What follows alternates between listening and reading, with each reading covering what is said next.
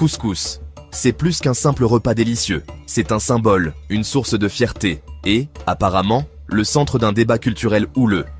Alors, qu'est-ce qui se passe entre l'Algérie et le Maroc à propos du couscous?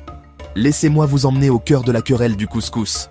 Le 12 juin, le ministre algérien de la Communication, Mohamed Meziane, s'est présenté devant le Conseil de la Nation et a accusé le Maroc de voler le couscous, le qualifiant de plat algérien, soutenu, dit-il, par d'anciens historiens et des ustensiles traditionnels trouvés en Algérie.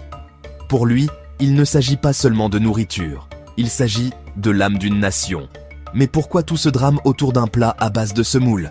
Eh bien, le couscous fait partie d'une histoire beaucoup plus vaste, une guerre du patrimoine, où l'Algérie et le Maroc se disputent pour enregistrer plats, musique, vêtements et bijoux comme leurs propres trésors nationaux. L'Algérie affirme que le Maroc mène une campagne éhontée pour s'approprier son héritage culturel. Et en réponse, l'Algérie riposte avec force. Chaque fois qu'une partie de son patrimoine est contestée, elle dépose des demandes détaillées auprès de l'UNESCO, essayant d'obtenir une reconnaissance officielle.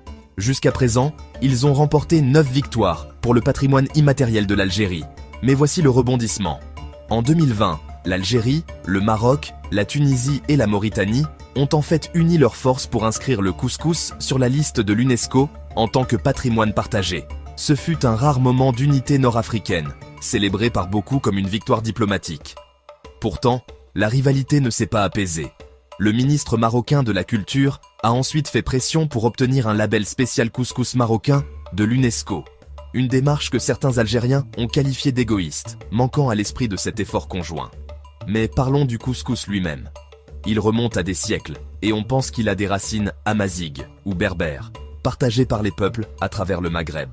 Chaque pays ajoute sa propre touche, aigre doux au Maroc, copieux et rustique en Algérie, tomate et harissa en Tunisie. Les historiens nous le rappellent, les frontières modernes sont des inventions coloniales. Les cultures, les recettes et les traditions ont toujours traversé ces lignes. Revendiquer le couscous comme purement algérien ou purement marocain ignore à quel point la culture nord-africaine est vraiment mélangée et riche.